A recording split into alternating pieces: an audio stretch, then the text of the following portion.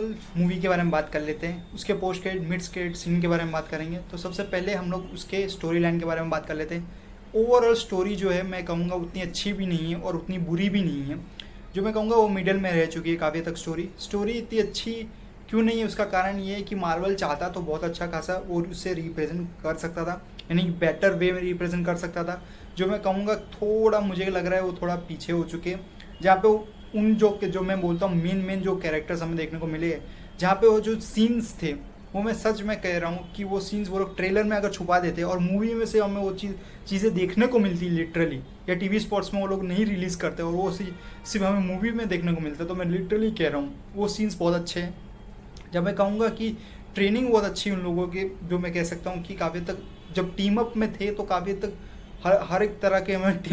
Questions देखने को मिल रहे थे। जहाँ पे कमाला खान एक टीनेज है, जो कमाला खान का पूरा मतलब कि उसके अंदर जो बोलते हैं जिज्ञासा क्यूरियोसिटी ज़्यादा ही है, जो काफ़ी हद तक उसे अपने मतलब हीरो को जानने के लिए, और कैप्टन मार्वल के ऊपर रिस्पॉन्सिबिलिटीज़ ज़्यादा बढ़ चुकी है, क्योंकि उसे सिर्फ कमाला खान को नहीं मोनिका रेम्बो को भी संभालना है, क्योंकि पीछे से मोनिका रेम्बो को भी उसे संभालना है, इसलिए क्योंकि इमोशनली कहीं ना कहीं वो पीछे उसके बैकअप चल रही है। काफ़ी हद तक कैप्टन मार्वल के ऊपर ये बहुत हद तक मैं कहूँगा उसकी माँ की वजह से ऐसा सब कुछ हुआ है, जो मैं कहूँगा कि उसकी काफ़ी कंडीशंस कैप्टन मार्वल की भी बहुत अच्छी खासी एवेंजर्स एंड गेम के बाद नहीं रही है, क्योंकि उसने अपने दोस्त को खो दिया है। तो काफ़ी तक ये मैं समझ सकता हूँ कि कैरेक्टर के ऊपर क्या प्रेशर होगा कि उसे कैसे फेस करेगी। तो काफ़ी तक तीनों के कैरेक्टर्स को बहुत अच्छी तरह वो लोग दिखा सकते थे, और मैं कहूँगा दिखाया है उतने हद तक, बट कुछ हद तक मैं कहूँगा जो मेन कैरेक्टर जो फाइटिंग सीक्वेंस वो सब टीवी स्पॉट पर रिलीज़ मार्वल्स ने कर दिया था। तो मैं कहूँगा कि वो ज़रूरी नहीं था, क्योंकि अगर आप टीवी स्पॉट से रिलीज़ नहीं करते तो मूवीज़ के पास बहुत कुछ दिखाने के लिए था, जहाँ पे मैं कहूँगा टीवी स्पॉट्स में सब कुछ दिखा दिया था मोस्टली, सिवाय क्लाइमैक्स और पोस्ट और मिड क्रेडिट सीन के। जो मैं कहूँगा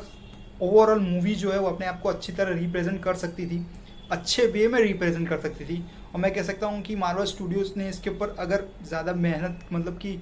क्रिएटिविटी स्क्रिप्टिंग में थोड़ी की होती तो मैं सच कहूँगा मूवी बहुत अच्छी खासी निकल सकती थी। और मूवी को थोड़ा लंबा कर देते तो कुछ फ़र्क नहीं पड़ता, क्योंकि सबसे छोटी मूवी मार्वल स्टूडियो की बनाने की आपको कोई ज़रूरत नहीं थी, क्योंकि यहाँ पे कैरेक्टर्स को हम लोग पहले से जानते हैं, ये मैं मानता हूँ, बट कैरेक्टर को अच्छी खासी उस एक मूवी में इस्टेब्लिश करना, वो भी 3 कैरेक्टर्स को, उनके फ्रेंडशिप्स और उनके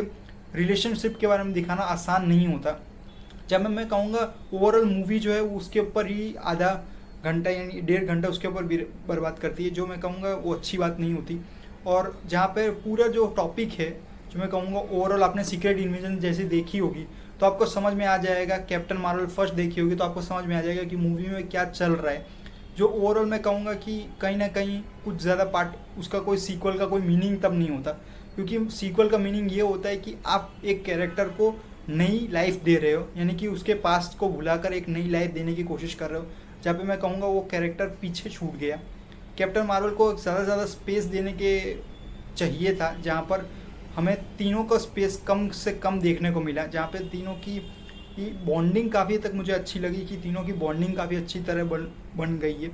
जहाँ पे मैं कहूँगा कि कैरेक्टर को अच्छी तरह रिप्रेजेंट कर सकता था मार्वल, पर नहीं किया उन्होंने। अब बात कर लेते हैं मिड क्रेडिट सीन की। तो मिड क्रेडिट सीन में हमें हॉकाई से केट बिशप देखने को मिल गई, तो काफ़ी तक मिस मार्वल उसके साथ कांटेक्ट कर चुकी है, जो एक नई एवेंजर्स को इस्टेब्लिश करने में मदद करेगा। और हमें लास्ट के क्रेडिट सीन में सबसे बड़ा सरप्राइज देखने को मिला, जो मैं कह सकता हूँ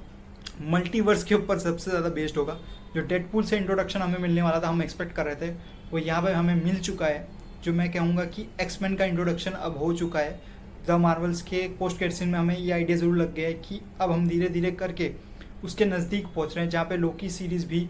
इसी वक्त इसी वीक में आने वाली है। तो हम लोग एक्सपेक्ट करके चल सकते हैं कि मूवी में सबसे ज़्यादा देखने को क्या मिल रहा है हमें। बट मैं कहूँगा ओवरऑल मूवी जो है वो अपने आप को निकाल सकती थी अच्छा खासा, यानी कि एनर्जेटिक है, अंदर कैरेक्टर को अच्छी खासा इस्टेब्लिशमेंट दिया हुआ है, पहले से अपने कैरेक्टर्स को पहले इंट्रोड्यूस कर दिए। बस कैरेक्टर के अंदर के उस जो मैं कहूँगा कैरेक्टर के दूसरे पोटेंशियल तक आप पहुँचने की कोशिश नहीं कर पाए,